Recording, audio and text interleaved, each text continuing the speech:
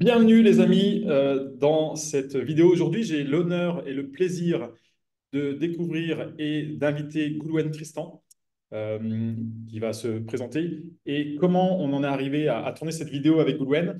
Tout simplement, j'ai vu une de ses performances sportives et j'avais déjà entendu parler de lui dans le passé. Il va nous expliquer tout ça et je me suis dit, il faut absolument qu'il nous raconte un petit peu ce qu'il fait dans la vie parce que vous allez voir, c'est complètement incroyable. Bonjour Goulwen. Salut Jean, Ça va bien? impeccable toujours, comme toujours, enfin, en tout cas, on essaie, on s'en donne les moyens, que ça aille bien chaque jour. Ok, trop bien. Bah, écoute, ce que je te propose, peut-être pour les gens qui ne te connaissent pas, c'est déjà dans un premier temps de te présenter. Ouais, alors mes deux principales casquettes, professionnellement parlant, j'ai une activité dans l'immobilier, c'est le pourquoi de, que Jean m'interviewe, donc un patrimoine assez conséquent où j'avais eu l'occasion de l'exposer à travers mon premier livre qui a été sorti, je crois, en 2000, je sais même plus, soit en 2015. Je crois que c'est en 2015 qu'il est sorti ce livre, voilà, retraçant tout mon parcours et mes investissements en immobilier. Donc voilà, aujourd'hui, je gère avec ma femme ce patrimoine immobilier qu'on s'est constitué tous les deux, donc près de 50 biens donc qui nous prend beaucoup de temps, et une deuxième casquette sur le sport, voilà, le sport, l'ultra-endurance, l'ultra-triathlon. Et donc ça, c'est mes deux principales casquettes. Après, il y en a deux autres. Enfin, que je suis en train d'arrêter, c'est une activité aussi chez les pompiers. Une casquette aussi familiale avec papa de deux petits-enfants. Donc voilà pour rapidement me résumer. Ok, donc tu es encore pompier à l'heure actuelle. Ouais, alors je suis pompier, depuis peu, je ne suis plus opérationnel. Mais j'ai demandé à garder un pied chez les pompiers justement pour les représenter dans le cadre de mes activités sportives. Ok, excellent. Et qu'est-ce qui t'avait poussé à partager ton expérience, notamment par l'écriture d'un livre? Bah, en fait, le ras-le-bol et un peu de cette société, voilà, qui nous dit que c'est impossible, que c'est compliqué, voilà, c'est des mots qui reflètent pas forcément mon état d'esprit. En fait, l'être humain fait trop souvent des raccourcis, c'est-à-dire difficile égale impossible. Voilà, 95% des êtres humains fonctionnent comme ça. Moi, je suis pas du tout câblé comme ça. Et en fait, j'avais envie d'écrire enfin, le premier livre que j'ai écrit, c'était un petit peu un coup de gueule, entre guillemets, enfin, envie de partager, parce que j'ai toujours eu cette envie de partager. Mais voilà, de montrer à la société qu'on peut gagner 1500, 1700 euros par mois et réaliser ses rêves les plus fous, quoi. Alors, c'était pas Ouais. d'acheter 10, 20, 30, 40 appartements à mes débuts, c'était d'en acheter 2, 3. Après, ça s'est bien passé. Je me suis passionné pour l'investissement immobilier. J'en ai rapidement acheté plus d'une vingtaine. Et tout ça avec un salaire de 1750 euros. Alors, comme je l'explique dans le livre, il y a des méthodes que j'ai employées qui ne sont pas forcément très catholiques. Mais encore une fois, après, c'est à vous de mettre les choses qui vont vous permettre de réaliser votre objectif et de mesurer le risque que vous êtes prêt à prendre, tout simplement. Yes, super intéressant. Ce que je te propose, donc, Goulwen, c'est peut-être de commencer par la partie immobilier, la partie Mhm. sportive aussi, que je trouve complètement incroyable. On va l'aborder un petit peu plus tard. Et puis, on fera des similitudes entre l'immobilier et le sport, parce que tout ça, je pense que ça dépend de la discipline, du mindset. Donc, je pense que tu as donné des tips super intéressants, parce que c'est pas un hasard de mon point de vue. Si tu performes dans l'immobilier et tu performes avec le truc incroyable que tu fais dans le sport, c'est qu'il y a quelque chose de spécial que tu fais que tout le monde ne fait pas. Donc, pour commencer sur l'immobilier, quel est un petit peu ton début du parcours? Quels ont été tes premiers investissements? Premier, enfin la date exacte, je me rappelle plus, c'était en 2000, 2005 ou 2006, enfin, à peu près au moment où j'ai intégré les pompiers de Paris, la brigade des sapeurs-pompiers de Paris, où là j'ai enfin eu pour la première fois une situation professionnelle stable. Ça a vraiment été le déclencheur de me dire, bah voilà, maintenant j'ai une stabilité financière et une stabilité professionnelle. Alors quand j'ai commencé à pompiers de Paris, j'ai gagné, je crois, 1400, ou enfin je gagnais même pas 1500 euros par mois. Mais encore une fois, moi, je me foutais de savoir combien j'allais gagner. Moi, le fait d'avoir une sécurité financière et professionnelle, ça a commencé à donner vie à tous les projets que j'avais dans la tête depuis plusieurs années. Voilà, tout ce que j'avais commencé à visualiser, sauf que voilà, d'intérim en intérim, de déménagement en déménagement, enfin là, j'avais pas du tout une situation personnelle, financière et professionnelle qui était stable. Et en fait, c'est cette stabilité qui me manquait. Et à partir du moment où je l'ai eu, même sans forcément gagner 2000 euros par mois, moi, ça Ouais, m'a permis de me dire, voilà, maintenant, je vais réaliser mes projets, je vais m'en donner les moyens, je vais trouver des solutions. Je vais pas aller me plaindre ou pleurer comme le font la plupart des gens. Donc, je suis toujours en mode solution. Et j'ai fait la première acquisition d'un studio à Elancourt, en quartier de la Clé-Saint-Pierre, dans les Yvelines, à 76 000 euros, que j'ai acheté ok. en 2005 ou en 2006. Mais sans forcément se dire, j'en ai acheté un deuxième et un troisième. Pour moi, déjà devenir propriétaire à l'âge de, je sais plus, 24 ou 25 ans, c'était juste extraordinaire par rapport aux autres personnes que je côtoyais, qui n'étaient soit encore chez leurs parents ou en location.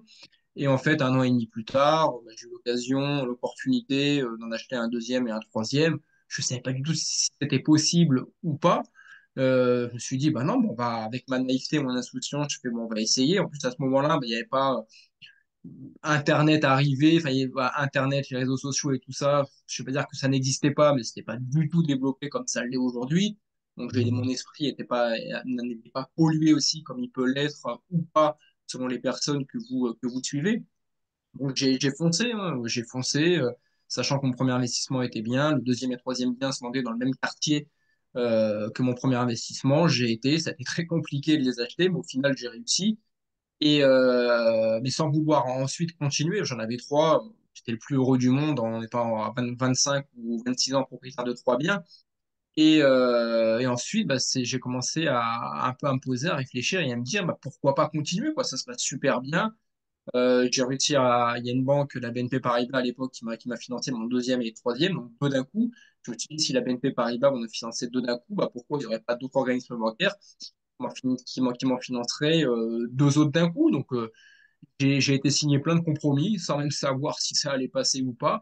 Et ensuite, après, je me suis mis en mode tête brûlée pour aller chercher des banques, quoi. Voilà, j'avais bouclé les plans derrière moi, j'avais plus de solution de faire demi-tour. Je savais même pas que si j'arrivais pas à trouver un financement, je pouvais payer des pénalités. J'ai vraiment commencé l'immobilier de la manière la plus naïve et avec beaucoup d'insouciance.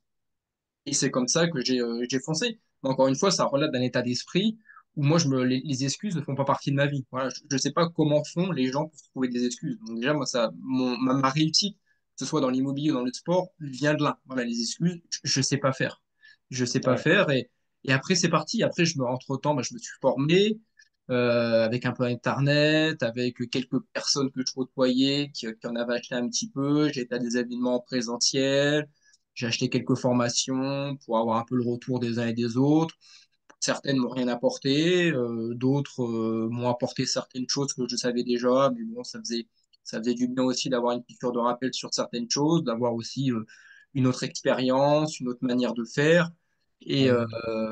Et voilà, et après, bah, j'ai continué jusqu'à 25 en fait. 25 et ensuite il y a eu la sortie de ce livre sur mon parcours. Après, par la suite, il y a eu quelques arbitrages où j'ai vendu des biens pour me refaire financièrement. J'en ai racheté. Après, il y a eu la rencontre de madame qui, elle, en avait déjà acheté de son côté. On en a racheté tous les deux pour monter aujourd'hui, je crois que c'est 49 ou 50 biens, quelque chose comme ça, tous les deux.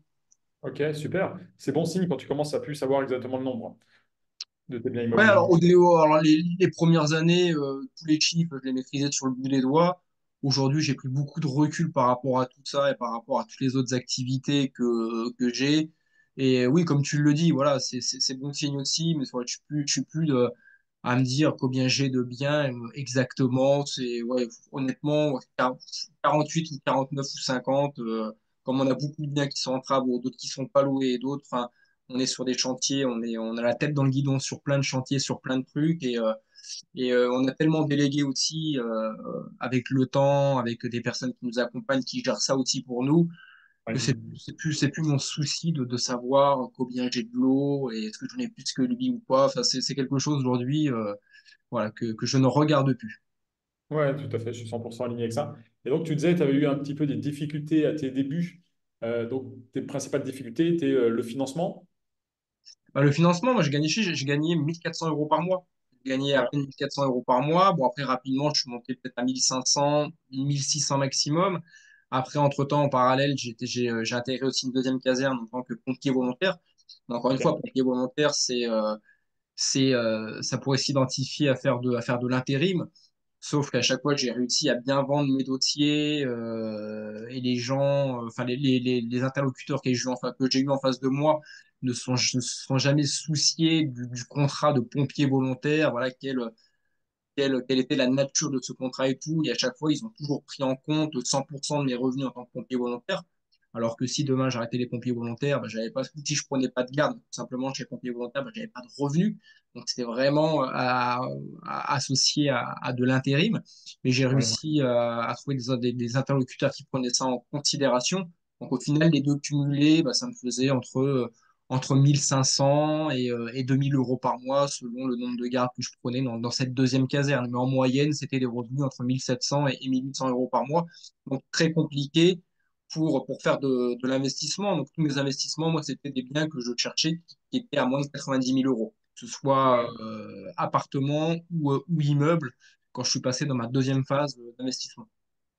Ouais, c'est ça. Un des secrets, c'est de pas aller à son maximum de taux d'endettement et de prendre des budgets qui sont raisonnables par rapport à notre capacité d'emprunt et de multiplier les investissements pour augmenter son cash flow. Et puis après ça, de temps en temps, tu arbitres, tu en revends une partie et là, tes revenus ont augmenté, tu peux aller sur du plus gros. Donc, super intéressant ton retour d'expérience. Qu'est-ce que tu dirais à quelqu'un qui se lance, qui est débutant là, en 2025, dans l'immobilier, tu lui conseillerais quoi?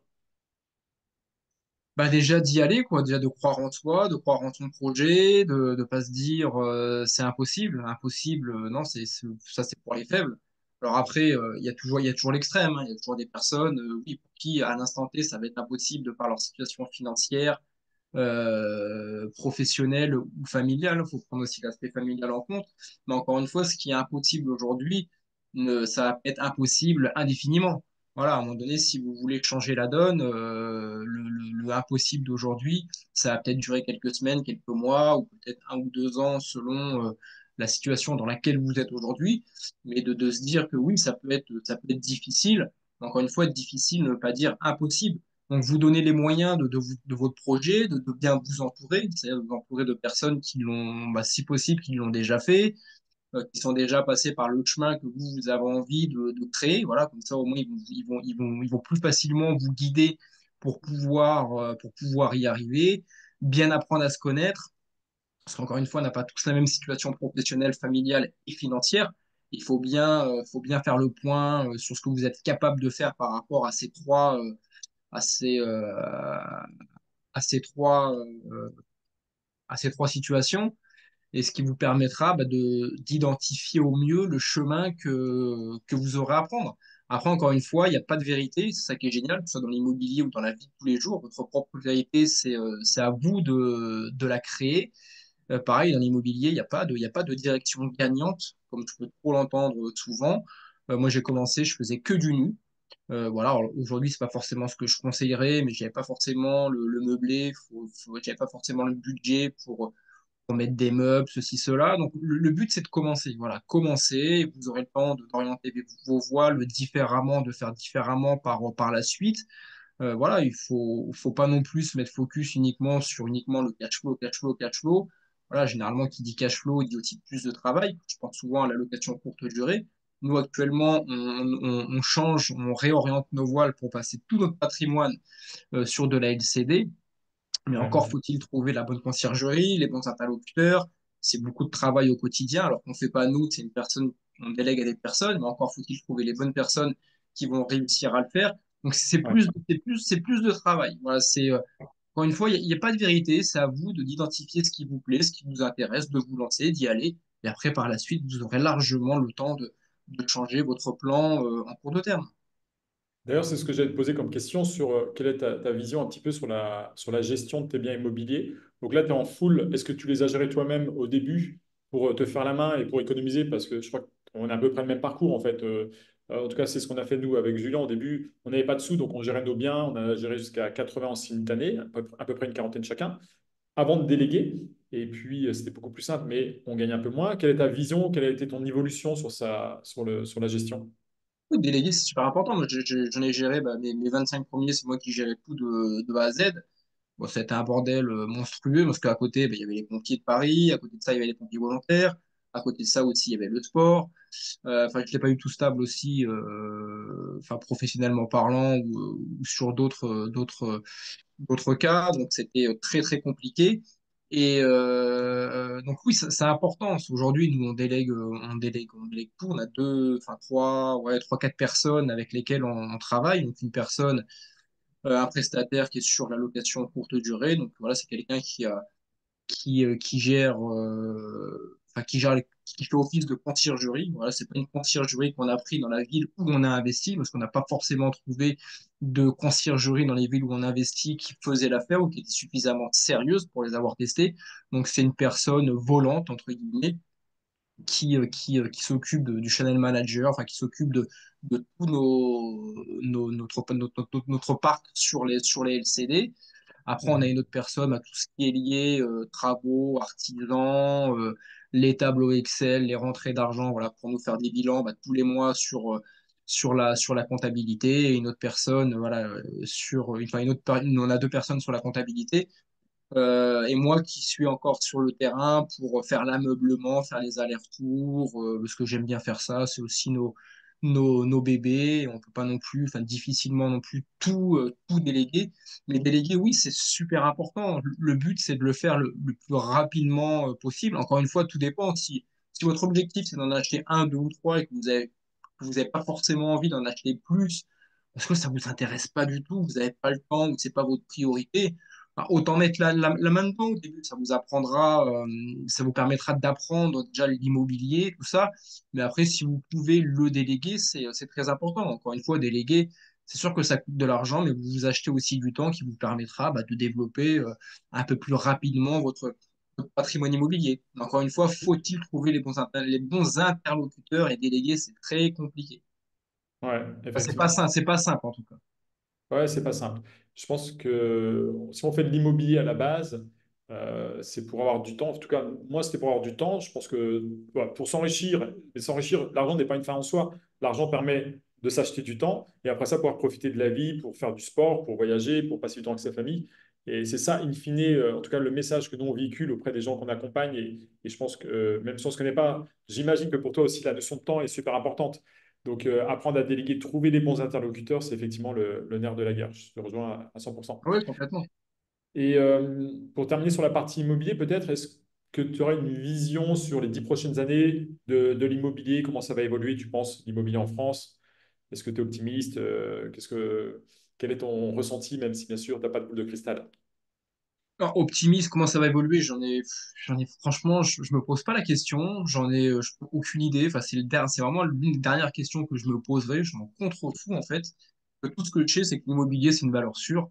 Voilà, l'immobilier, ça n'existe pas depuis 5 ans, 10 ans, 15 ans, 20 ans. L'immobilier, ça a toujours existé.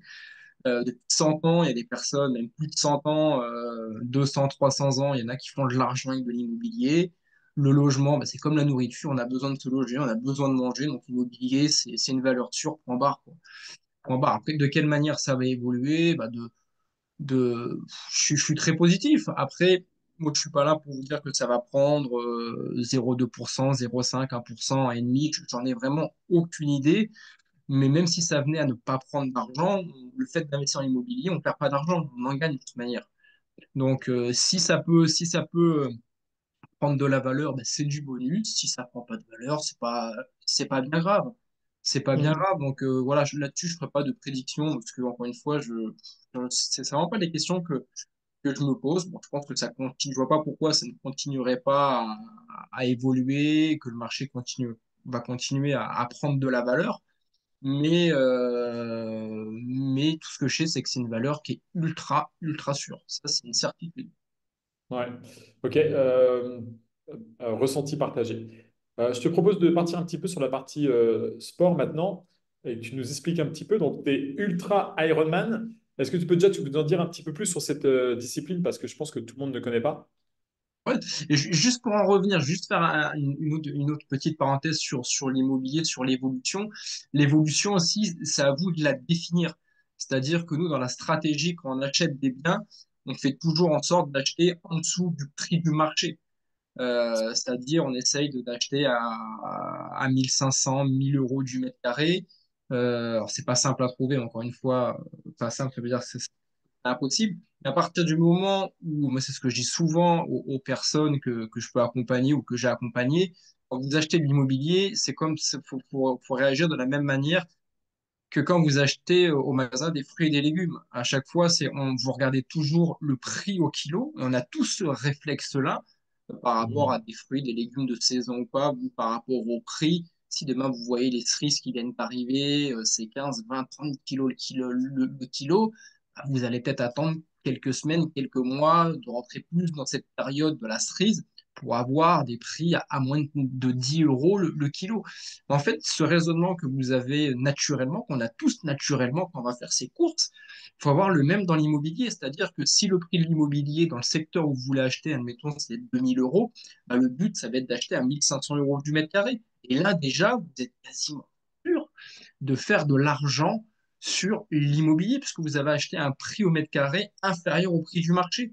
Donc déjà, si vous appliquez juste cette donnée, peu importe que l'immobilier prenne de la valeur ou pas, déjà vous avez pris de la, vous avez fait du bénéfice à l'achat. Donc ça, c'est très important justement par rapport au futur de l'immobilier. Ouais. Et ça, c'est un truc que je rabâche en long, en large et en travers. Et hier, d'ailleurs, on faisait une conférence et c'est ce que j'expliquais encore. C'est au moment de l'achat que vous gagnez de l'argent. Donc, achetez 20, 30, 40% en dessous du prix. Et si vous en achetez qu'une par an, c'est OK.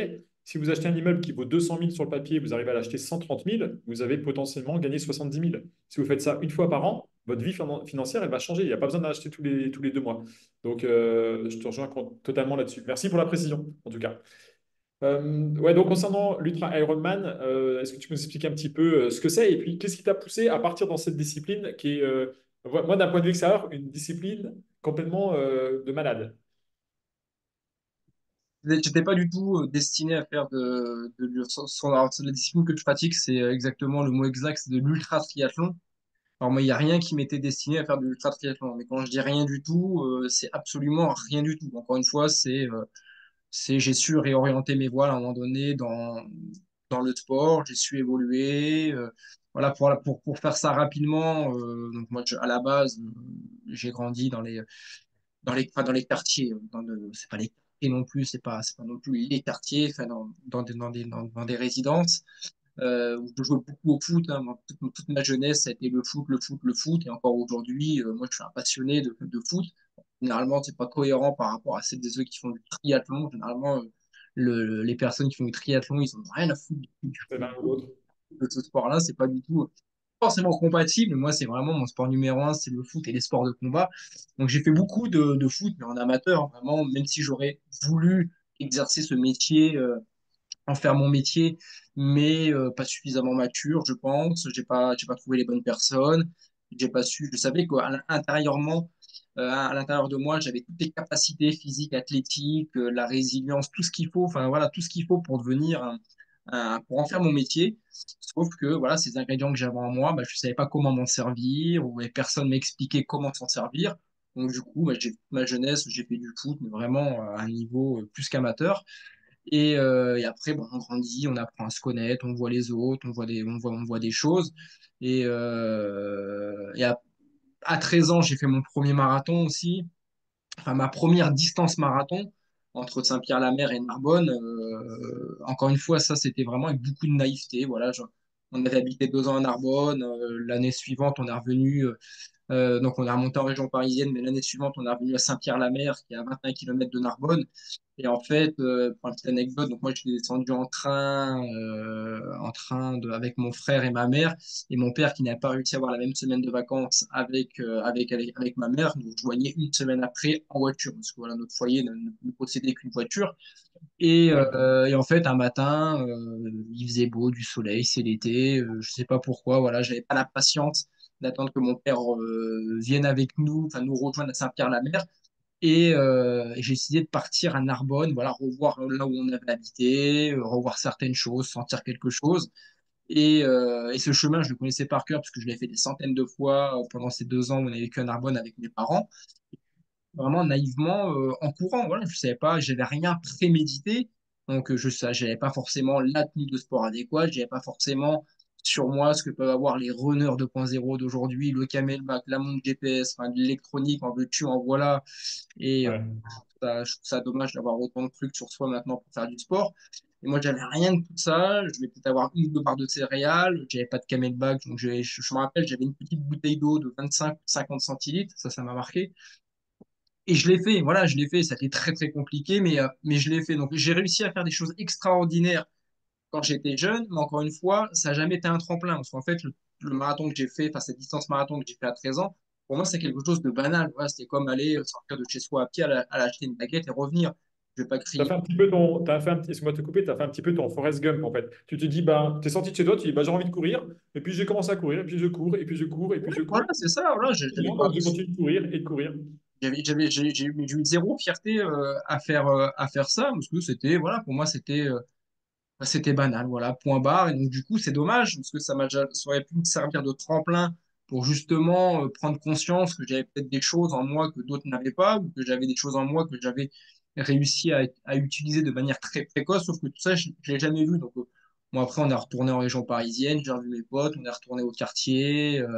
Jouer au foot enfin et voilà et point barre et cette expérience j'en ai parlé mais vraiment à personne et après à l'âge de 16 ans donc 3 ans après là sachant que mes parents couraient un petit peu donc ma mère elle m'a proposé de faire les 20 kilomètres de Paris donc j'ai fait les 20 kilomètres de Paris avec elle j'ai fini devant elle donc j'étais super content mais encore une fois, j'en ai parlé quasiment à personne. Pour moi, faire un 20 km à 16 ans, il n'y avait rien d'extraordinaire. Et encore une fois, ça m'a toujours pas servi de tremplin. Je suis retourné jouer au quartier, au foot et compagnie. Et après, il n'y a eu plus rien. Après, il y a quasiment eu, ça a été fini, le sport, parce que je voyais pas dans quoi je pouvais exceller. Enfin, je voyais pas forcément de but et beaucoup de déménagements aussi entre le sud et Paris avec mes parents. Et bon, j'ai perdu peut-être un petit peu mes repères. Et en fait, le sport revient réellement dans ma vie à l'âge de 22-23 ans. En fait, quand je décide de postuler pour les pompiers de Paris, là, je prends Ok. conscience que niveau sport, je suis un peu creux, quoi. Ça va être, il va falloir que je reparte de zéro, mais j'ai conscience que je sais que j'ai tous les ingrédients en moi pour faire de belles choses. Et maintenant, le but, ça va être d'apprendre à m'en servir et de prendre du plaisir et d'être constant justement dans la pratique du sport.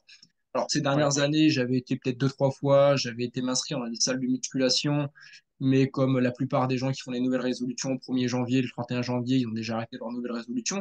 Moi, c'était un petit peu comme ça. J'avais pris des abonnements à des salles de sport, j'avais été deux fois et j'avais arrêté. Donc déjà, ça m'avait permis en tout cas d'identifier que moi, la musculation, faire de la musculation dans une salle de sport à soulever de la fonte, c'est pas du tout pour moi, parce que ça m'ennuie complètement. Donc je me suis Ok. dit, les pompiers de Paris, il va falloir quand même que je me muscle renforce un peu parce que j'étais vraiment creux. Et je me suis dit, bah, tiens, pourquoi pas les sports de combat? Ça, c'est quelque chose, je l'ai jamais pratiqué, à part un petit peu de judo quand j'avais peut-être 10 ans. Mais les sports de boxe, ça m'a toujours attiré. Je me suis toujours vu et visualisé dans ce milieu-là et même peut-être en faire mon métier ou faire vraiment quelque chose de très, très grand. Je me suis dit, bah, Ouais. tiens, je vais m'inscrire à la boxe. Ça me permettra de me renforcer, de prendre des coups, de grandir en tant qu'homme et tout ça. Et du coup, je me suis inscrit à Perpignan, où j'étais redescendu vivre chez mes parents dans une salle qui proposait du full contact, kickboxing, boxe thaïlandaise. Et de suite, j'ai été mordu par ce sport. Je me suis passionné, je me suis pris de passion par ce sport. J'ai voulu faire des combats assez rapidement. Chose qui est arrivée peut-être ouais, peut-être 8 mois après mon inscription. En 8 mois, 8 mois après mon inscription, je m'entraînais à l'entraînement, je faisais mes premiers sparring avec des professionnels. Je m'entraînais Ok. avec eux, même le samedi, parfois en dehors des séances. J'avais un cardio qui était juste monstrueux. J'avais un cardio qui était plus important, enfin, qui était plus développé que certains professionnels et je travaillais, c'était ma grosse qualité. Et après, finalement, j'ai réussi mon concours des pompiers de Paris. Donc, tout ce que j'avais fait pendant 1 an et demi, 2 ans en boxe, ça m'a énormément servi pour les pompiers de Paris. Mais la boxe, j'ai dû mettre ça entre guillemets, entre parenthèses, parce que j'arrivais plus à m'organiser entre les pompiers de Paris et les sports de combat. Ouais. J'ai pas forcément retrouvé mon club de cœur que j'avais à Perpignan. J'avais pas forcément le droit de me blesser, et ça me demandait tellement d'investissement et tellement d'énergie, les pompiers de Paris, que j'avais plus forcément suffisamment d'énergie pour la boxe. Mais bon, j'ai réussi par la suite à continuer chez les pompiers, à faire vice-champion de France de karaté contact face à Karim Gadji en 2009 avec l'équipe de karaté contact des pompiers de Paris. Donc j'ai quand même Ouais. réussi, voilà, j'ai marqué ma toute petite empreinte dans la boxe à mon niveau, à la finale des championnats de France de karaté contact. J'ai fait une finale de Coupe de France de foot contact et une finale de championnat de France de boxe thaïlandaise amateur. Donc je sais que j'aurais pu aller beaucoup plus haut, mais bon, les pompiers, les investissements immobiliers aussi qu'on commençait aussi à prendre le pas et compagnie. Donc à un moment donné, ça faisait beaucoup trop de choses et je me suis un petit peu perdu. En fait, tu vois, pour en revenir peut-être à la troisième partie qu'on m'a développée sur l'état d'esprit et le mindset, c'est qu'à partir du moment où j'ai trouvé la recette pour réussir, en fait, cette recette, j'ai voulu l'appliquer un peu à tout et n'importe quoi. Ouais. Et je me suis complètement perdu. Voilà, j'ai fait aussi, j'étais passionné par la photo, donc je me suis dit, bah, je vais devenir photographe professionnel. C'est-à-dire que salon de la photo chez les pompiers de Paris, quand j'étais chez les pompiers de Paris, je vais au salon de la photo à Paris, j'achète le dernier Canon 5D Mark II, je débourse 3 000 euros, alors que j'avais jamais fait de la photo, j'ai juste fait de la photo niveau amateur en soirée et tout.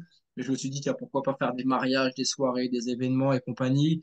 Bah, j'allais en boîte de nuit, je sais plus pour quelle boîte je travaillais, j'allais en boîte de nuit faire des photos pour m'entraîner et compagnie. La journée, c'était pompier de Paris. Les autres nuits où je faisais pas de la photo, j'allais prendre des gardes chez les pompiers volontaires. Enfin, je faisais tout et n'importe quoi. Parce que je savais comment réussir. Mais au final, à force d'appliquer cette règle à tout, bah, voilà, comme je le disais, je me suis perdu. Et donc les sports Ouais. de combat, bon, ça s'est pas passé comme je le voulais parce que les pompiers de Paris me prenaient trop de temps, l'immobilier que je commençais vraiment à développer me prenait aussi beaucoup trop de temps. Et après, bah, les pompiers de Paris, au bout de un peu moins de 3 ans d'opérationnel, j'ai demandé à arrêter l'opérationnel parce que ça me prenait trop de temps. L'immobilier Ouais. me prenait de plus en plus de temps et me passionnait beaucoup plus que l'opérationnel des pompiers de Paris.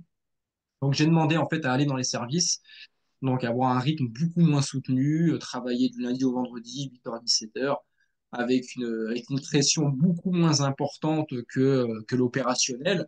Et là, en fait, j'ai pu reprendre le sport quasiment tous les jours. Alors, chez Pompée de Paris, je faisais beaucoup de sport, mais j'ai énormément régressé en sport chez les Pompées de Paris, parce que c'était beaucoup axé sur tout ce qui était musculation, gymnastique et compagnie. Et moi, enfin, je faisais beaucoup de sports qui me passionnait absolument pas.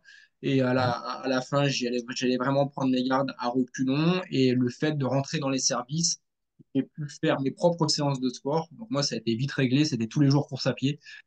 Du lundi Ouais. au vendredi, je faisais 1 heure et demie à 2-3 heures de course à pied par jour le matin et le soir pendant mes créneaux sport. Et de là, bah, j'ai Ok. commencé à intégrer une équipe de trail chez les pompiers de Paris. Donc j'ai découvert le trail où là, Ok. je suis tombé amoureux de cette discipline. Ensuite, bah, mon premier trail que j'ai fait, trail des Templiers à côté de Millau, bah, le phénomène de l'épigénétique. On discute plein avec plein de trailers et tout. Pour moi, c'était un monde merveilleux. Donc là, j'ai eu vent qu'il existait l'Ultra Trail du Mont Blanc. Donc c'était le trail à la mode, le trail le plus prestigieux au monde et tout. Moi, dès qu'on m'en a parlé, ça m'a fait rêver. J'ai fait, je veux le faire. Donc l'année suivante, bah, j'ai fait un trail intermédiaire, j'ai fait la CCC, Courmayeur, Champec, Chamonix, donc c'est la petite heure de l'UTMB, 98 km que je termine. J'ai mes points pour faire l'UTMB. L'UTMB, je le fais en 41 heures en 2009. Je le refais en Ok. 2010, sauf que la course au 20e kilomètre, éboulement, la course, elle a arrêté en plein UTMB. Et après, en 2011, donc moi, je cherche toujours à faire les trails les plus durs au monde. En 2011, je pars en Italie faire le Tour des Géants, 330 km, 24 000 mètres de dénivelé positif, donc 3 fois la hauteur de l'Everest. Je le termine et je m'éclate dans ce milieu-là. Mais ce qui me manque, encore une fois, c'est une discipline, c'est une organisation. Mon objectif, c'est voilà, c'est juste de les terminer. Mais je sais qu'avec plus de travail, avec plus d'organisation et de discipline, je sais que j'ai le potentiel pour faire des places, des podiums ou pour faire vraiment quelque chose, pas forcément à la Kylian Jornet, parce que lui, il est unique, mais faire Ouais. marquer mon empreinte. Je suis persuadé que je peux faire quelque chose. Sauf qu'à partir de 2012, en fait, je décide de refaire le Tour des Géants, mais pour vraiment améliorer mon chrono. Donc, autant j'étais finisher en 2011, mais autant je suis pas fier de moi par rapport au chrono que j'ai pu faire. Je le fais, je pense, en 145 heures et je voulais le faire en moins de 100 heures. Mais bon, content de l'avoir terminé. Parce que c'est pas donné à tout le monde de terminer un ultra trail aussi prestigieux. Mais à partir de 2012, ouais, je prends conscience que voilà, en m'entraînant différemment, en faisant les choses différemment, je peux faire quelque chose. Sauf que le 2012, bah, le règlement il change. C'est plus le premier inscrit, premier qui a un dossard, c'est tirage au sort. Je suis pas tiré au sort. Je rentre en 2013, je suis pas tiré au Ouais, sort. Et ouais, l'ultra trail, ce milieu, en fait, il commence à me gonfler parce que j'arrive plus, l'ultra trail du Mont Blanc, j'arrive plus non plus à m'inscrire. Et du coup, je trouve que ça devient compliqué ce sport. Ça devient ouais, compliqué pour se faire une feuille de route, pour visualiser un peu une saison. C'est du tirage au sort, c'est des points, enfin, ça devient compliqué.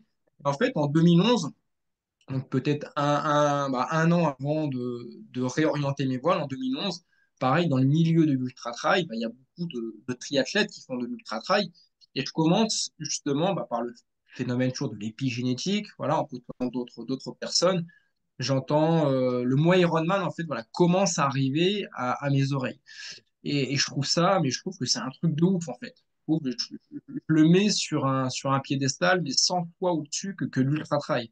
Tout simplement, c'est que moi, je suis pas nageur, et j'aime pas du tout nager, j'ai pas de vélo, moi, je sais que courir. Et le fait qu'on mm, m'annonce qu'un Ironman, c'est 3,8 km de nage, 180 km de vélo et fini par un marathon, enfin, je trouve ça complètement fou, quoi. Et je suis ouais, vraiment admiratif de celles et ceux qui font ça. Bon, encore une fois, l'image que j'ai de ces gens-là, enfin, c'est un milieu professionnel. Pour moi, il y a pas d'amateurs en fait qui font ce type de discipline. C'est vraiment les premières images que j'ai. Donc ça me fait rêver, je trouve ça fantastique, mais je le balaye vite de mon esprit parce que c'est pas que pour moi, tout simplement. C'est pas mon sport. Mais à force de pratiquer l'ultra triathlon, à force de côtoyer des athlètes et des athlètes et des athlètes, donc de discuter avec des athlètes, que moi là, je cherche toujours à m'enrichir des uns et des autres. Je côtoie d'autres personnes voilà, qui me parlent de triathlon, d'Ironman. C'est peut-être moi aussi qui ai plus de facilité de leur en parler parce que j'en ai entendu parler et par curiosité, tiens, je leur demande, tu connais cette discipline sportive, tu connais tout ça. Donc je commence ouais, à en parler de moi-même. Et du coup, il y a de plus en plus, j'ai de plus en plus d'échanges avec d'autres personnes et je trouve ça toujours aussi fantastique, aussi débile. Et à force d'en parler, en fait, je relativise un peu l'effort ou le truc. Il y a aussi mon esprit qui revient à la charge, me dire, tu sais, Goulven, t'aimes faire de l'ultra-distance, les défis un peu complètement fous, complètement idiots. Et l'Ironman, ça pourrait être un défi de ouf, quoi, à faire. ouais, Et, euh, et à force de réfléchir, alors tout ça, ça met plusieurs mois, hein, ça se fait pas en quelques jours, c'est vraiment un process qui dure plusieurs mois. ouais, Et jusqu'au jour où je me dis, bah tiens, pourquoi pas faire un Ironman? Et en fait, pourquoi? Parce qu'en fait, je me visualise finisher ouais, de l'Ironman. Et je me suis dit, si j'arrivais à être finisher d'un Ironman, mais ce que ça pourrait me procurer, c'est que je serais la personne presque la plus heureuse du monde, quoi. Dire que je suis finisher d'un Ironman, mais je crois que je le créerais sur tous les toits, quoi. Ce serait juste un truc, mais complètement débile, quoi. Dire que tu es un Ironman, un homme de fer. Et en fait, ce Ironman, ça me bloque beaucoup quand même. Enfin, la marche est très très haute. Vraiment, je le rappelle, en natation, je sais nager que vulgairement à la brasse. Mais j'insiste sur vulgairement à la brasse quand je commence à. mm, Quand tout ce process se fait et du vélo et le vélo de route, j'ai jamais eu de ma vie un vélo de route. J'ai eu du ouais, VTT, j'ai toujours pris plaisir à faire des sorties VTT avec les potes et tout, mais j'ai jamais eu de vélo de route. Et ça fait son chemin, ça fait son chemin jusqu'au jour où je me dis, mais maintenant, voilà, faut que je prenne mes responsabilités, quoi. C'est bon, maintenant, j'en ai suffisamment entendu parler et je veux réaliser, ouais, ce rêve. J'ai envie d'accrocher à mon palmarès, dire que, ouais, j'ai été finisher d'un Ironman. Parce que aujourd'hui, bon, il y a beaucoup de choses qui sont démocratisées avec les réseaux sociaux. Ça se voit facilement maintenant, quelqu'un qui fait un Ironman c'est pas, pour moi, c'est plus quelque chose de ouf, même si ouais, l'effort reste toujours le même. Mais être Ironman aujourd'hui, c'est plus un truc aussi fou que dans les années 2010. Pourtant, on est en 2025, il n'y a que 15 ans, mais en 15 ans, avec les réseaux sociaux, c'est énorme, c'est passé énormément de choses. Comme l'explosion de l'ultra-trail, c'est juste un truc un truc de fou. Et je me rappelle, en fait, ce jour-là, quand je décide de m'inscrire, je suis de garde à la caserne de plaisir, donc chez les pompiers volontaires. On est en 2000, donc je le fais en 2011. En 2011, en fait, en 2009, en 2010, fin 2009 ou début 2010. Donc je m'inscris en fait pour l'Ironman de Nice 2010. Et j'arrive, donc je prends tout le packaging, tout ce qu'on me propose, les options et tout, la médaille gravée, le t-shirt finisher, les photos, enfin je prends tout le packaging, je coach tout. Et j'arrive au moment de payer, et là je vois, je sais pas, peut-être 600 euros à payer. Et là, en fait, je m'attendais pas à ça. En fait, je savais pas du tout. Moi qui étais habitué à débourser entre 100 et 150 euros pour les courses d'ultra trail les plus prestigieuses, là, on Ouais. parle de 600 ou plus de 600 euros. Je suis en plein investissement immobilier. Je dois avoir à peine 15 000 euros de côté. Mais voilà, je sais que, parce qu'à côté de l'inscription, il va falloir que je m'achète un vélo, il y a le déplacement à faire, l'hôtel. Enfin, ça va être un week-end à 1000 euros, sans compter l'achat du vélo. Et je peux pas me permettre de débourser autant dans un sport qui est pas le mien, tout simplement. Et en Mhm. fait, j'ai mon bip d'intervention, donc je suis en tenue, je suis prêt à partir, et j'ai mon bip d'intervention qui sonne, et en fait, je ferme l'écran, et, euh, et ce projet il s'envole. Le projet, il s'envole. Et, euh, et il va revenir quelques mois après, bah, il va encore revenir. Et là, en fait, je suis dans la même situation, donc peut-être 6 8 mois après, je suis dans la même situation de garde un week-end à cette caserne de plaisir, même pièce, même ordinateur et tout de garde. Et là, j'ai fait, moi, cette fois-ci, je m'inscris pour la session, enfin pour l'Ironman de Nice, mais pour 2011. Cette fois-ci, bah, j'ai en tout puisque je connais le prix. Entre-temps, ma situation financière, elle a pas évolué. Mais je dis tant pis. Voilà, tant pis. Si je dois perdre 2000 euros, bah, je perdrai 2000 euros. Mais je veux, j'avais trop mal au ventre pour me dire, j'aurais eu une trop grosse déception de me dire que je ne l'ai pas fait. Voilà, je préfère avoir des difficultés financières par la suite, me sacrifier pour d'autres trucs, mais je supporterais pas de ne pas avoir testé cet Ironman, de ne pas avoir, de ne pas assouvir ce projet ou en tout cas ce rêve. Et du coup, je m'inscris. Et quand je clique sur payer, donc la carte est passe, tout est passe, et là, c'est une énorme boule que j'ai au ventre. Là, une peur, mais énorme. Et comme je le dis, voilà, si tes rêves ne te font pas peur, c'est qu'ils sont pas suffisamment grands. Voilà, je peux te dire que là, j'étais arrivé Mhm. au plus haut de mes rêves. Cette boule au ventre, elle me l'a bien fait comprendre. Et après, maintenant, je pars de zéro. Encore une fois, je nage que la brasse. Je connais même pas les barrières, les limites des barrières horaires pour l'Ironman Munich. J'ai pas de vélo de route, j'ai rien du tout. Et là, on est à 6 mois de la compétition. Ouais. Et donc, je commence à me renseigner un peu. La natation, pour te la faire court, donc c'est 2h15 pour être dans les délais. Donc, moi, ce que je fais, bah, je vais à la piscine nager. 3 km Ouais. 8, j'ai jamais nagé plus de 100 mètres. Mais encore une fois, je sais que je suis quelqu'un d'endurant. Donc, 3 km 8, ça me fait pas peur. Moi, ce qui me fait peur, c'est le chrono. J'ai aucune idée de savoir si les Ouais. 3 km 8, je vais les nager en 1h30 ou en 2 heures ou en 3 heures. Mhm. Aucune idée. Donc, je vais à la piscine avec mon frère, je crois. J'y vais à deux reprises. Il me chronomètre. Ouais. Là, j'ai 3 km 8 en piscine en 1h50. Donc pour moi, allez, je le fais une fois, deux fois, les deux fois c'est validé en 1h50. Je suis super content, au moins c'est un gros stress qui s'enlève. Voilà, je suis capable de nager ça en moins de 2h15, et basta, et j'arrête les entraînements. Moi c'était juste un test, la natation, j'aime pas ça. On passe à autre chose. Ouais. La course à pied, bon, ça je savais que le marathon c'était facile. Et le vélo, maintenant il faut s'acheter un vélo, mais le moins cher possible, mais un vélo quand même qui ressemble à un vélo d'Ironman. Parce qu'encore une Ouais. fois, moi, j'avais une grosse étiquette, je m'étais mis une grosse étiquette sur la tête d'imposteur. Donc, je voulais vraiment du matériel d'Ironman. Donc, j'étais au Trocathlon. Il y a un Trocathlon qui s'était mis en place à Plaisir dans les Yvelines. Et il y avait deux vélos en vente ce jour-là. Il y avait un vélo lambda, et un autre vélo presque full carbone et compagnie à 600 euros, je crois, qui était un peu trop petit pour moi. Ça devait être peut-être un taille M, alors que moi, c'est plutôt un taille L qu'il faut. Enfin, il était légèrement trop petit. Donc, je prends quand même le vélo en carbone. Voilà, il est plus joli, il est plus beau. Et comme je dis souvent, quand t'es pas le meilleur, faut que tu sois le plus beau. Ah. J'ai pris ce vélo en carbone de marque Toyota. Et j'étais content, voilà, j'étais équipé, sauf que j'avais jamais fait de vélo de route et ça me faisait peur parce qu'il y avait des calpiers, rouler avec des calpiers, moi c'est quelque chose qui me traumatisait. En fait, ça m'a tellement traumatisé que j'ai mis 3 semaines, je crois, avant de monter sur le vélo que je venais d'acheter. En fait, j'ai Ok. avoir des vacances où je suis descendu de chez mes parents à Perpignan avec le vélo. Je me suis dit, là, je vais avoir une semaine, 10 jours de vacances. Il fait beau, je fais là tous les jours, il faut que j'aille rouler avec ce vélo parce que dans 4 mois, c'est l'Ironman de Nice, quoi. Et donc, je me suis familiarisé avec ces calquiers. Je me revois encore devant le muret, devant la maison de mes parents, accroché au muret, à m'entraîner à caler, déclipser, caler, déclipser, caler, déclipser. Parce que j'avais tellement entendu d'histoires de mecs qui s'étaient cassé la gueule à des feux rouges ou à des stops et compagnie. Moi, ça me faisait une peur bleue. Et la première sortie que je la fais avec une boule au ventre, mais monstrueuse. Et à chaque fois qu'il y avait Ouais, un stop ou un feu rouge, je déclipsais les pieds peut-être 100 mètres avant pour être sûr de ne pas me casser la gueule et qu'il n'y ait pas de problème ou que j'oublie pas que mes pieds sont fixés parce que je n'avais jamais eu cette habitude. Et rien que ça me ouais, faisait super peur. Enfin, je te ouais, passe tout le détail de ma préparation. ouais, En fait, le jour J arrive. Le jour J, bah, j'arrive tout seul. Mes parents me rejoignent le lendemain pour me soutenir et tout ça. Et moi, j'arrive un ouais, peu avant. Et là, je vais retirer mon dossard. Et, euh, et c'est une scène qui est juste fantastique. Donc, c'est une femme qui est là, qui me donne plein de trucs, des sacs, en veux-tu, en voilà, des dossards. Enfin, elle me donne une multitude de trucs.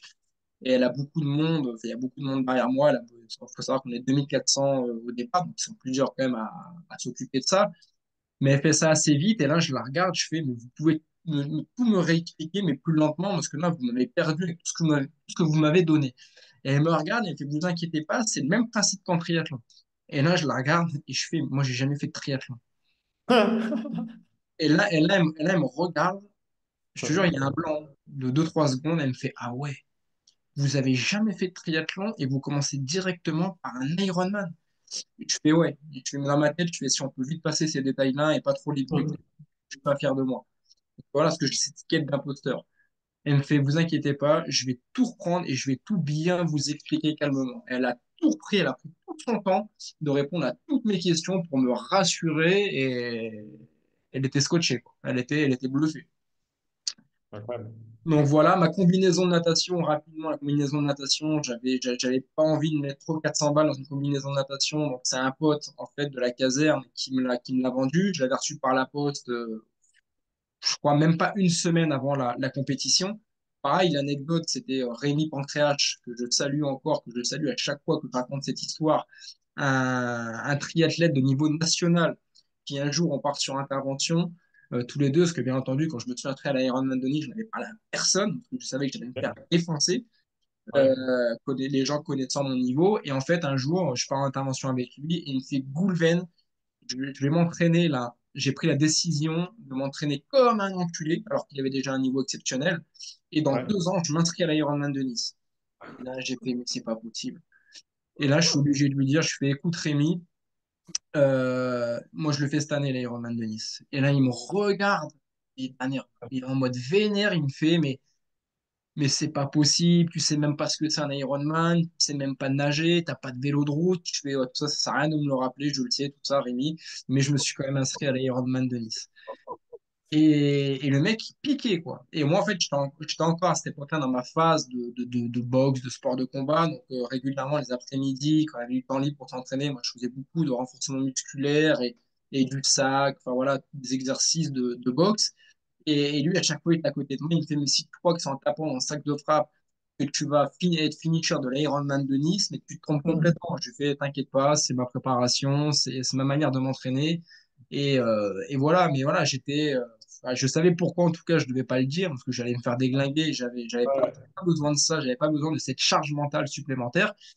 Et en fait, à quelques jours de l'événement, en fait, il a commencé à croire en moi, en ma détermination et tout. Donc, au final, il m'a soutenu.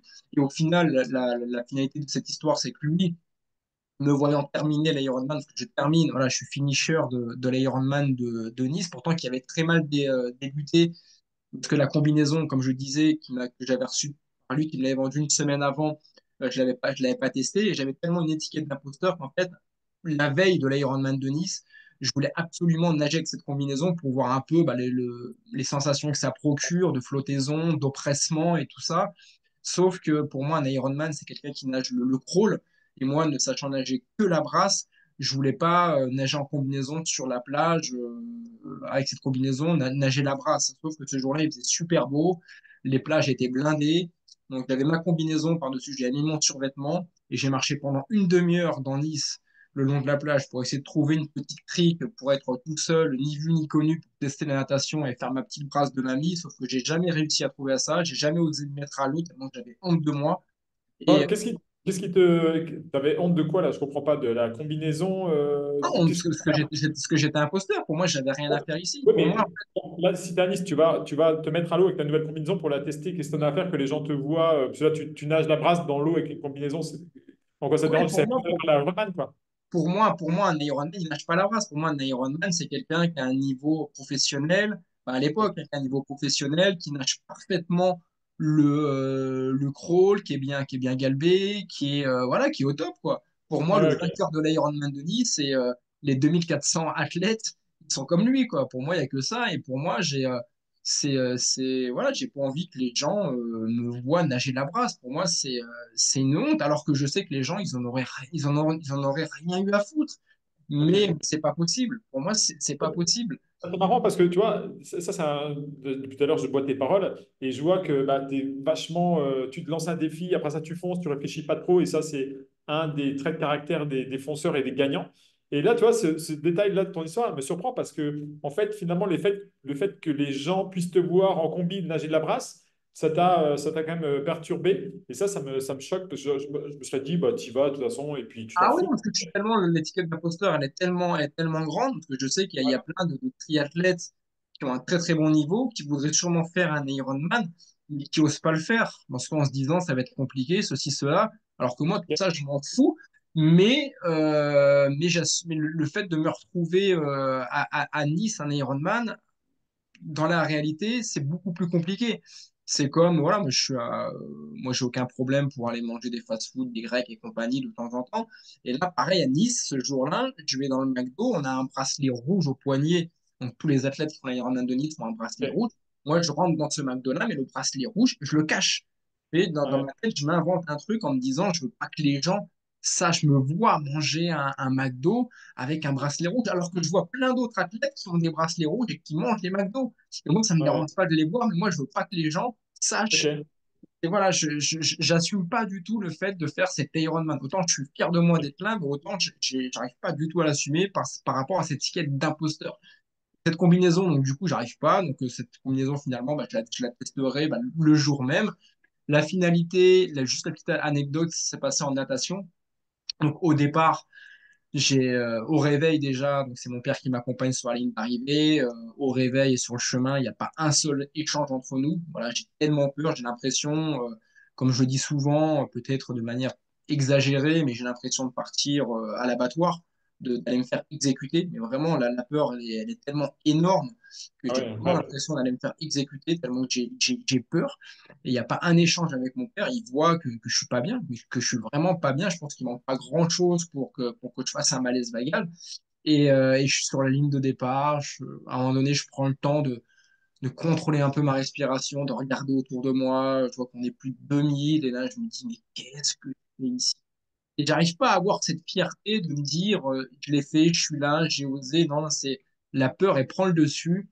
Le coup de sifflet, il part. Alors, je nage en crawl. Encore une fois, c'était quelqu'un d'imposteur. Je l'ai encore et je veux pas que les gens voient que je nage la brasse. Alors qu'en nage, les gens, personne ne l'aurait vu et les gens, ils s'en foutent complètement. Je fais 10 mètres en crawl, je commence à boire la tasse, à me prendre des coups. Enfin, il n'y a rien qui va. Donc, je reprends ma vieille brasse pétue.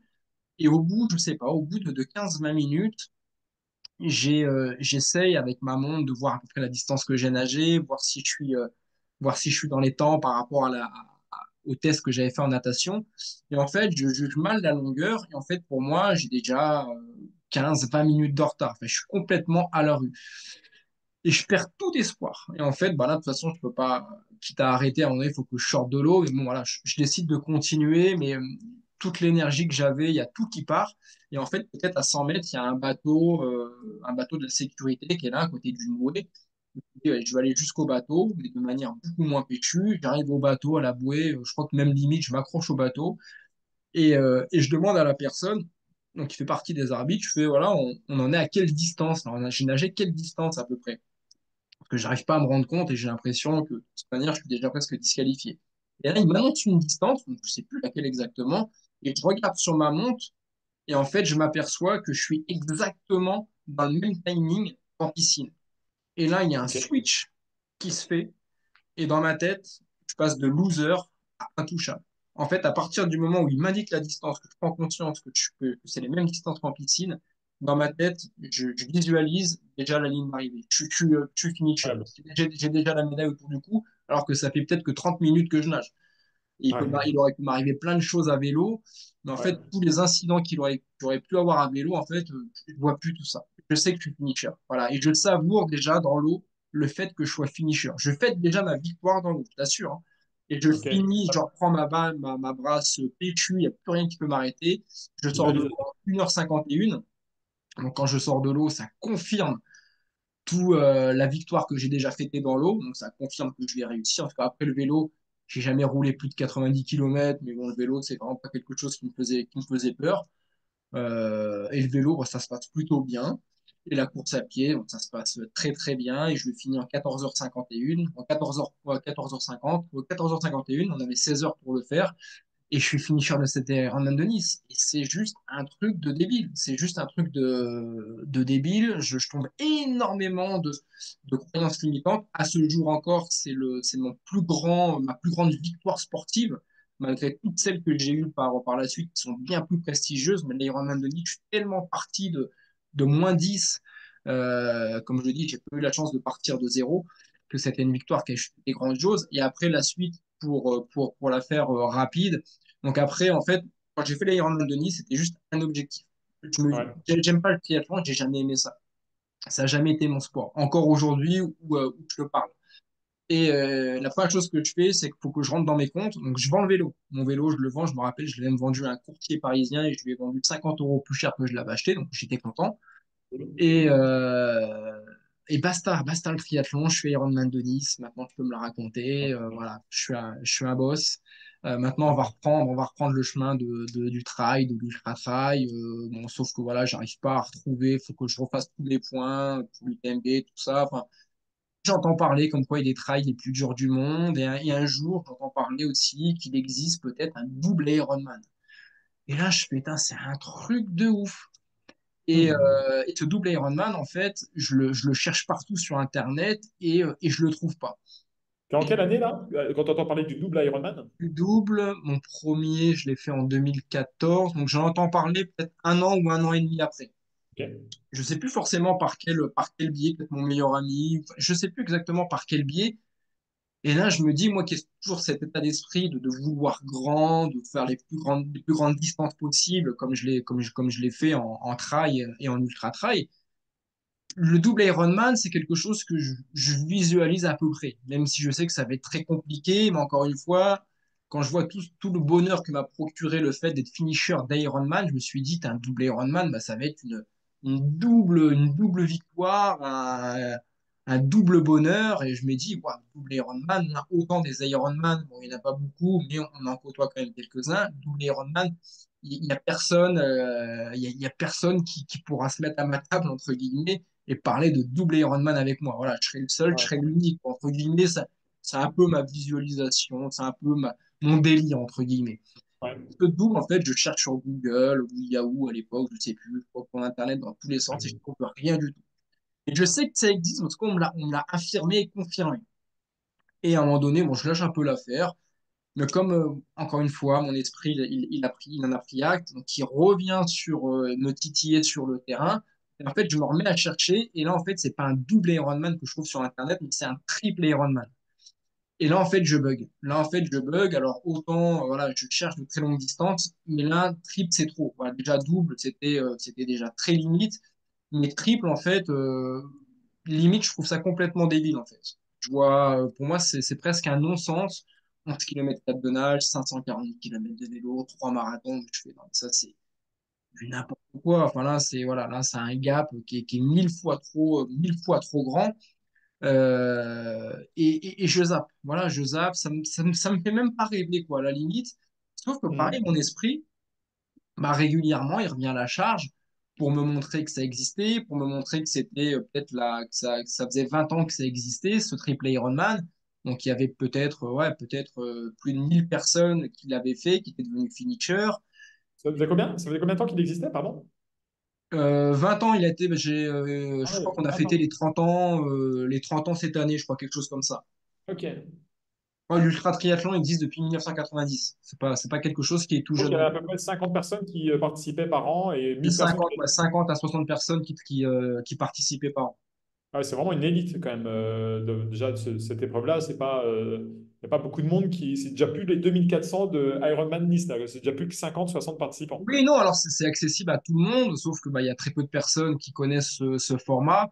Et tant bien même que les personnes connaîtraient ce format, c'est un format qui est peut-être aussi beaucoup trop gros pour eux. Ouais. Donc, moi, c'est comme ça qu'on l'explique.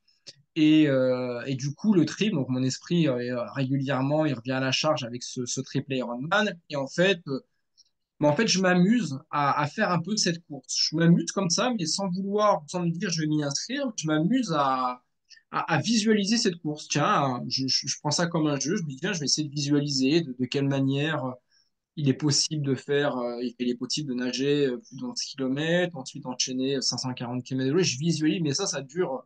C'est un process qui dure plusieurs semaines, qui dure peut-être Et donc, quelques mois. ça m'intéresse vachement parce que je pense que dans toutes les choses que tu as accomplis dans la vie, que toutes les choses que les hommes accomplissent, des grandes choses, la visualisation, elle est hyper importante. Donc, de quelle manière tu visualises? Est-ce que tu visualises un petit peu tous les jours pendant 10 minutes? Et est-ce que tu es dans ton lit à ce moment-là? Comment ça se passe, la Non, moi, visualisation? la visualisation, moi, j'en fais tous les jours. J'en fais quasiment tous les jours, même à ce jour, j'en fais presque tous les jours de la visualisation. Et je me programme pas de séance de visualisation. Je sais pas, à un moment donné, dans la journée, je vais travailler ou je vais faire une pause.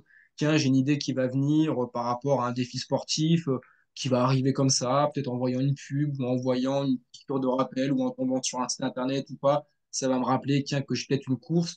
Donc, je vais repenser à la course. Bah, tiens, je vais visualiser peut-être un peu la course. Après, je visualise énormément quand je conduis. Voilà, quand je conduis, moi, c'est toujours en musique et je me mets en mode méditation presque à visualiser Ouais. et, ou en faisant du sport. Donc, quand tous les jours, je fais de la course à pied avec mes écouteurs.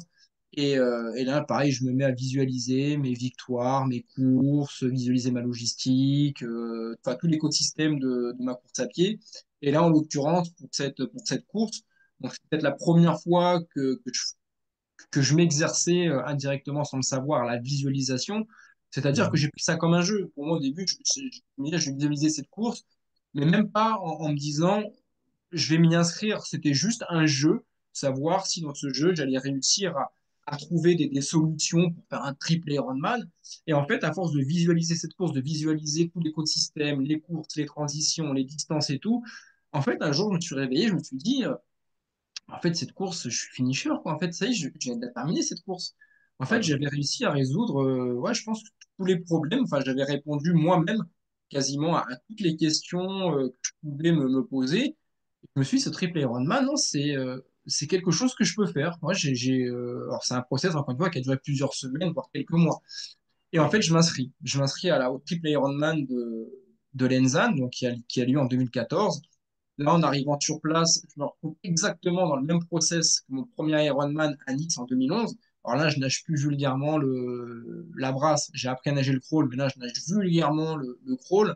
Le vélo de route que j'avais vendu, donc j'ai racheté un autre vélo de route à mon pote Rémi Pencréache, le Breton, qui m'a vendu son vélo. Bon, c'est vraiment pas un vélo un grand vélo de compétiteur ou d'athlète, mais en tout cas, il fait l'affaire, le vélo et je me retrouve dans le même état d'esprit. Sauf que Ouais. j'arrive là-bas, donc je pars en camping-car avec mon frère, une amie à lui, avec un peu d'assistance.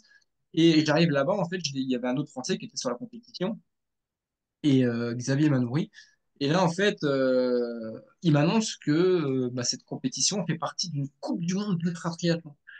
Donc là, il me met une pression, mais supplémentaire, parce que moi, je l'ai juste, entre guillemets, faire un triple Ironman, sauf que je m'aperçois que ça fait partie d'un circuit mondial qui est un circuit Ok. mondial d'ultra triathlon. Et dans ma tête, je fais, qu'est-ce que je fais ici?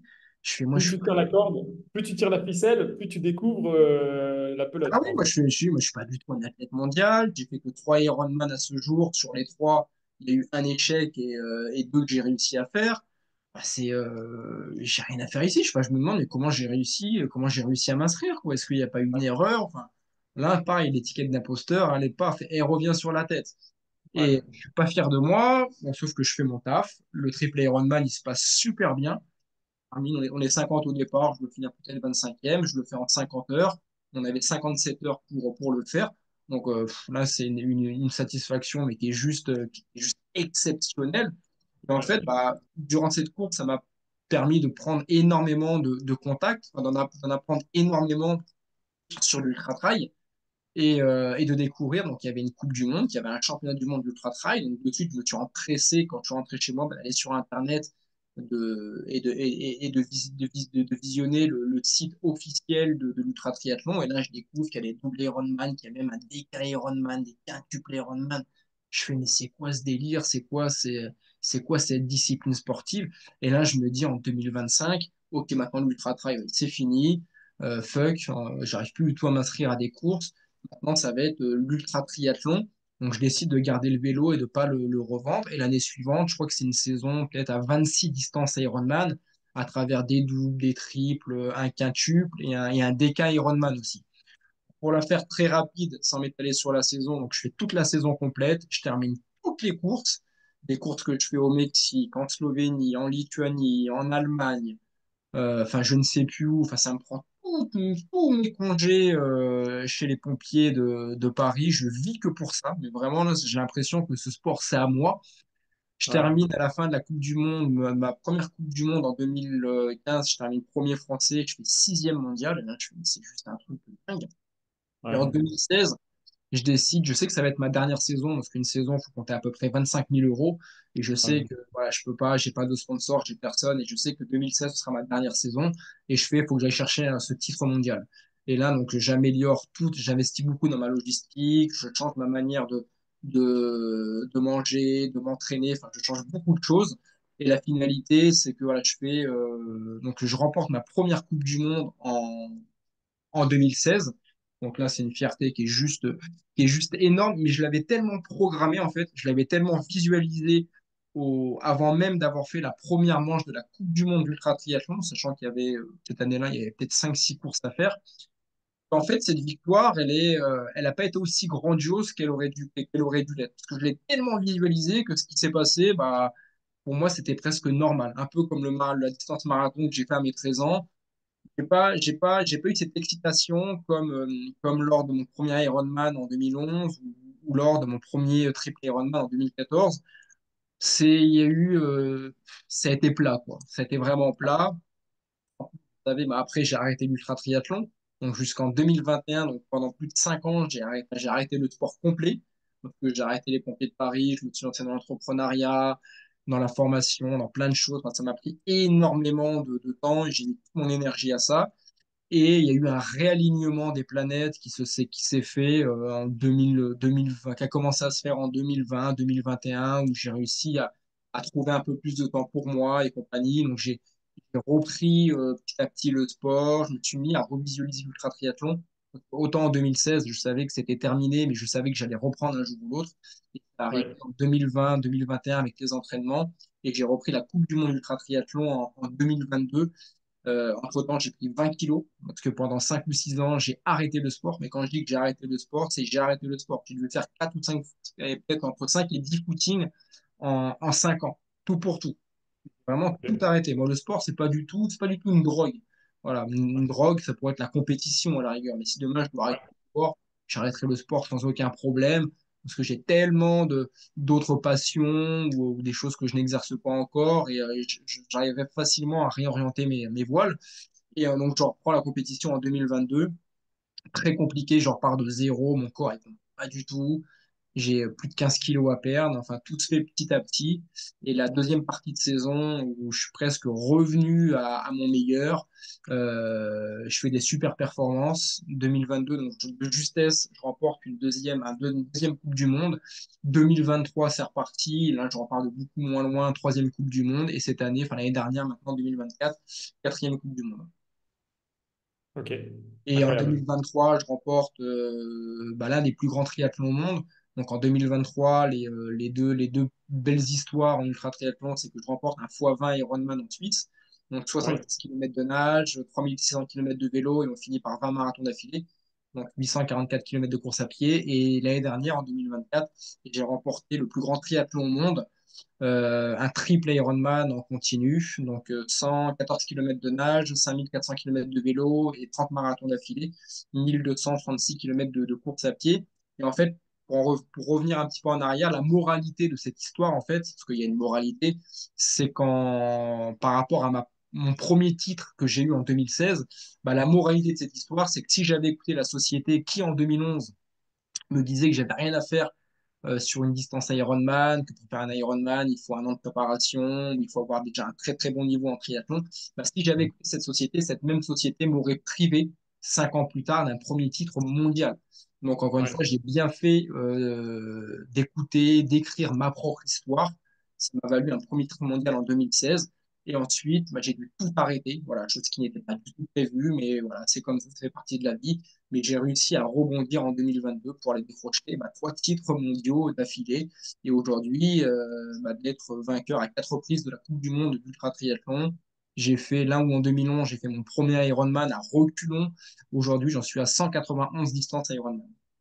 Incroyable. Donc là, tu es officiellement enfin, t'es champion du monde de ultra triathlon. Alors, c'est ça le titre? Voilà, c'est les Coupes du Monde. Donc en fait, on dit plutôt voilà, vainqueur de la Coupe du Monde d'ultra triathlon. Ouais, 4 Coupes du Monde ultra triathlon 2016, 2022, 23 et 24. Incroyable, bravo, hein. Donc là, tu as fait 191 Ironman en distance à l'heure actuelle. Ouais, distance Ironman à travers des simples, des doubles, des triples, des quintuples, DK, double DK et triple DK. Donc le plus gros, c'est le triple DK, donc c'est 30 Ironman. Tu t'es passé dessus, tu as pas mal détaillé avant, mais ce qui est vraiment surprenant, c'est la fin de l'histoire où tu en es à l'heure actuelle. Là, une des dernières courses en 2024, tu as fait 30 Ironman dans une compétition d'affilée. 30 Ironman d'affilée. C'est ça. Ok, donc tu peux nous redire les distances que tu viens de les dire, mais simplement, tu es passé un peu vite dessus. Combien c'est de natation? Natation en bassin de 50 mètres, c'est 114 km. 114 kilomètres. Donc là, tu nages pendant combien de temps pour faire 114 kilomètres? J'ai mis, je sais plus combien j'ai mis, Ouais. 96 heures, 96 heures j'ai mis, je crois. Ah, ok, donc ça va assez vite. Et donc là, tu dors comment? Ça se passe comment? Ah, tu dors en tente, tu as ta logistique, tu as des tentes, tentes par homme où tu te reposes quand tu veux. Tu peux dormir le jour comme la nuit. Enfin, le mieux, c'est de dormir la nuit parce que c'est là où les températures sont les plus fraîches. Mais généralement, je dormais entre 3 et 4 heures par jour. 3 et 4 heures par jour. Ok, donc tu fais cette distance donc tu nages toute la journée, tu dors 3 4 heures par jour. Après ça, là, le vélo. Donc le vélo, c'est combien en distance? 5400 km. 5 400 kilomètres. Là, pareil, tu dors 3 4 heures par jour aussi. C'est ça, ouais.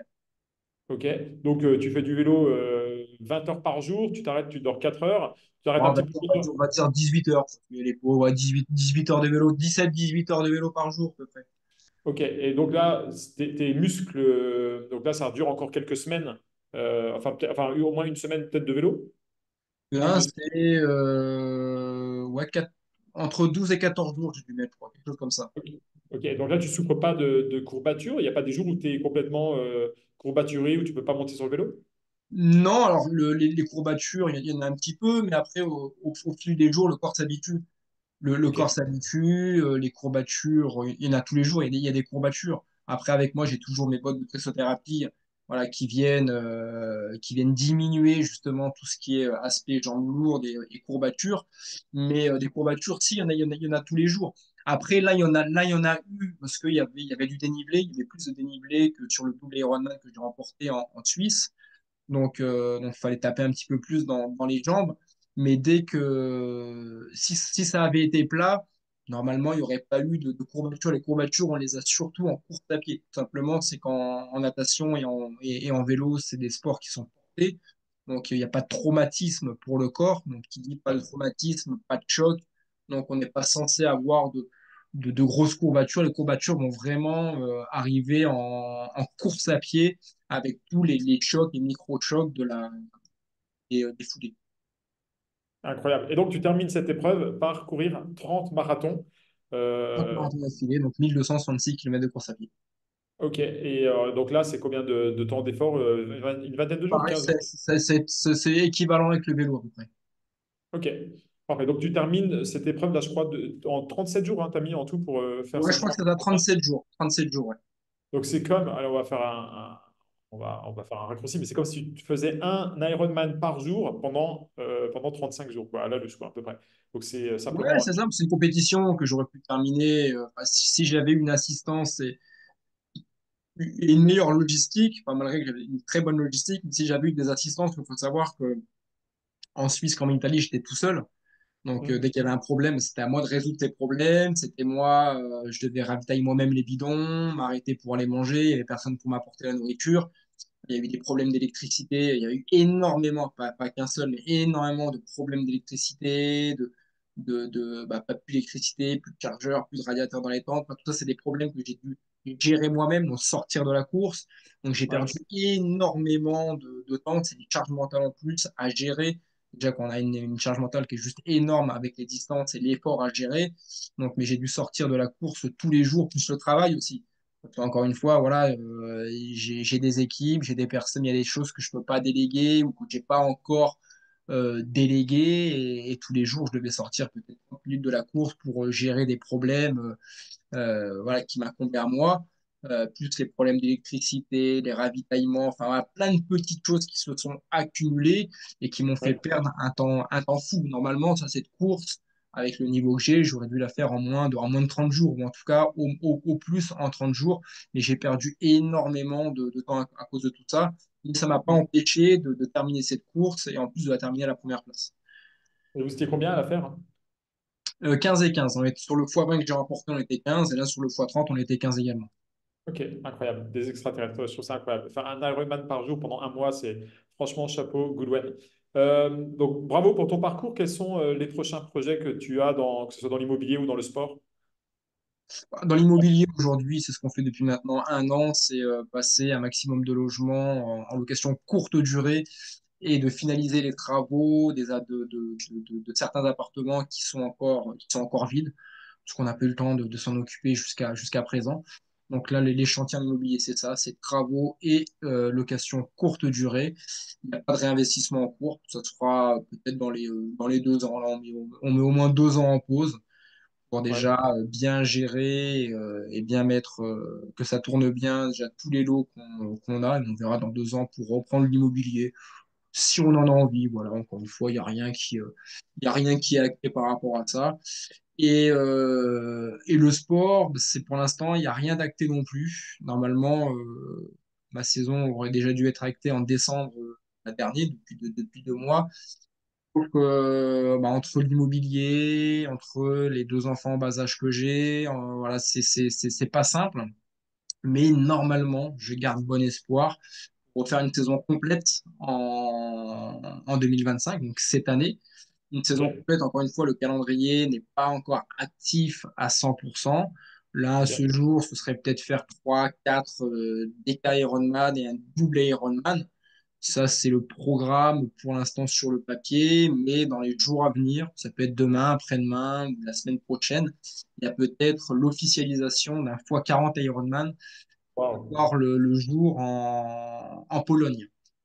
Ok, Donc pour l'instant, je sais pas parce que voilà, je sais pas. J'ai beaucoup de choses à régler avant ça, avant tout ça pour bien visualiser ma saison, ce qui va la rendre encore plus compliquée parce que là, à ce jour, ne pas savoir exactement ce que je vais faire, ça complexifie aussi certaines choses, notamment au niveau de la motivation, au niveau des entraînements, au niveau de beaucoup de choses. Mais dans le meilleur si j'arrive à reproduire la même organisation et que tout se passe bien comme en 2024 ou presque, bah, ce serait de faire un x40 Ironman et peut-être un ou deux DK et un double Ironman.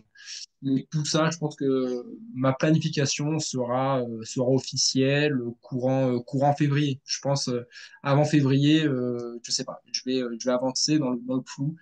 Et à ce jour, je continue de m'entraîner tous les jours pour me dire que voilà, il y a peut-être une prochaine course qui va arriver en mars ou en avril. Donc, voilà, le but, c'est d'être prêt le jour J, même si je ne sais pas exactement pour quelle course encore je m'entraîne. ok, incroyable. Super inspirant. Si tu avais un seul livre à nous recommander, un livre qui t'a marqué dans ta vie, ce serait lequel? Malheureusement, aucun. Ok. Aucun, je suis pas alors, j'en ai lu quelques-uns, mais moi, je suis pas un gros lecteur. Je suis pas un gros lecteur. Alors, non pas faut pas lire de livres, hein, bien au contraire, hein, c'est parce que moi, je lis pas beaucoup qu'il ne faut pas lire, hein. Moi, j'ai plein de défauts, mais moi, c'est plus les films. Ouais, c'est plus les films, moi, qui m'inspirent, quoi, qui sont beaucoup plus faciles niveau inspiration. Je trouve que c'est plus simple pour moi de regarder un bon film que lire un bon livre. Après, tous les bons livres à lire, bon, je pense que voilà, tout le monde les connaît, hein. Il suffit de se renseigner un petit peu, mais il y en a tellement maintenant que vous les trouverez facilement ou que tu as dû leur dire. Mais des films qui m'ont inspiré, par exemple, le film sur le sport dont vous pourrez vous servir de l'état d'esprit dans l'immobilier, hein, c'est Eddie the Eagle. Voilà, Eddie the Eagle. Pour moi, c'est le film le plus puissant que j'ai vu dans le sport. Voilà, il y a pas plus puissant. En tout cas, s'il y en a un qui a un film plus puissant que celui-ci, je suis preneur. Mais s'il y a un film à regarder, c'est Eddie the Eagle. Ok, super recommandation. Donc, les amis, si vous avez un film plus puissant, que vous avez trouvé plus puissant que Eddie des Eagles, mettez-nous-le en commentaire sous la vidéo. Merci pour ce retour. Et si tu recroisais, si Toi, tu recroisais, rapidement, tu vois, Eddie the Eagle, c'est Goulven lors de l'Ironman de Nice. Sauf que moi, je suis parti de -10 pour faire l'Ironman de Nice et Eddie the ouais, Eagle, lui, il est parti de -20 pour faire les Jeux Olympiques. ok, trop cool. J'ai pas vu, il me dit rien ce film-là. Donc, je me le note dans ma to Exceptionnel. watch. Dans ma to Exceptionnel. watch. Là, la Ok. résilience, c'est un film c'est quelqu'un, en fait, qui ne connaît pas les excuses. Il ne sait pas ce que c'est, les excuses. On n'en a jamais parlé. Il ne sait pas ce que c'est. Et dans la résilience, vous ne pouvez pas faire plus que lui. C'est pas possible. À ce jour, j'ai jamais vu quelqu'un qui a été plus résilient que lui et exceptionnel. Ok, ok, bah écoute, je regarderai ça avec plaisir. Si tu recroisais la version de toi, le Goodwin on va dire en étant jeune à 18 ans, donc maintenant que le recul que tu as sur ta vie, qu'est-ce que tu lui dirais à cette version de toi-même qui débute dans la vie? D'être plus focus, tout simplement. Voilà, à un moment donné, j'aurais pu faire, je pense, des choses bien plus grandes que de ce que j'ai réussi à faire, que ce soit en sport ou en immobilier. Et j'ai réussi à faire de très belles choses dans ces deux domaines, mais le manque de focus. Voilà, le manque de focus, soyez focus. Voilà, soyez focus, faites qu'une seule chose, mais faites-le bien. Voilà, faites-le à la perfection, et après vous aurez le temps de peut-être de développer d'autres choses et ne regardez pas, n'essayez pas de vous comparer aux autres. Voilà. Ok. Et du coup, pour terminer, quels sont les éléments clés, j'en ai déjà décidé pas mal, mais d'après toi, quels sont les éléments clés qui ont fait que tu as eu du succès dans les choses que tu as commencé, que ce soit aussi bien l'immobilier, puisque c'est un très beau parcours pour arriver à 50 biens, mais aussi pour terminer, remporter 4 fois la Coupe du Monde d'ultra triathlon. C'était quoi les éléments déclencheurs ou de ta personnalité qui ont fait que tu as eu ce succès? L'état d'esprit, encore une fois, dans le sport, je suis parti de zéro, mais de zéro, vraiment zéro, même bien plus bas. Encore une fois, si j'ai réussi à le faire, bah, c'est grâce à mon état d'esprit, c'est-à-dire ne pas trouver d'excuses, point barre. Voilà, arrêtez de vous trouver des excuses. Avec les excuses. Vous voulez continuer, bah, continuez, mais ne vous attendez pas à des résultats exceptionnels. Et celles et ceux qui auront compris ce message de ne pas se trouver d'excuses, bah vous comprendrez que enfin, vous arriverez à faire de plus belles choses. Et rapidement, ne pas trouver d'excuses, c'est facile, c'est juste un petit jeu. Il faut juste jouer avec. En fait, il faut jouer avec ce petit jeu. C'est-à-dire que quand vous êtes confronté à une problématique, bah, amusez-vous, comme je me suis amusé moi pour visualiser ce triple Ironman de Lenzan en 2014, par rapport à la problématique que vous allez rencontrer, au lieu de vous dire c'est impossible, j'y arriverai pas, ceci, cela. Ok, d'accord. Maintenant, jouez à un jeu, ce sera beaucoup plus simple et jouer à ce jeu de vous dire, tiens, quelle solution je pourrais trouver, même si vous n'avez pas forcément envie de l'appliquer, mais jouez à ce petit jeu, même si ça, ça va rien vous apporter, mais même si vous n'avez pas forcément envie de passer à l'action ou je ne sais quoi, mais jouez à ce petit jeu pour voir de quelle manière vous pourriez réussir. Alors, il y a des solutions qui vont venir instantanément, d'autres qui vont vous prendre plusieurs heures, plusieurs jours, plusieurs semaines, d'essayer de jouer à ce petit jeu.